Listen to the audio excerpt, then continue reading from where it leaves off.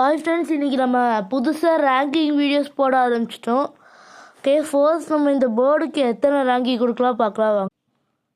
இந்த பேர்டுக்கு நம்ம ஒரு 4 ரேங்கிங் கொடுக்கலாம். நான் இவர் கூட ஒரு கால் பேசியிருப்பேன். நீங்கள் இதை பார்க்கலினா என்னோடய இதுலேயே நான் மென்ஷன் பண்ணியிருப்பேன், போய் பாருங்கள். ஓகே, அடுத்தது இவர் கூட நான் பேசியிருப்பேன் ஃப்ரெண்ட்ஸ். முக்கால்வாசி கேரக்டர் இவர் கூட இன்னும் பேசல. நான் அடுத்த டைம் பேசிடுறேன் ஃப்ரெண்ட்ஸ்.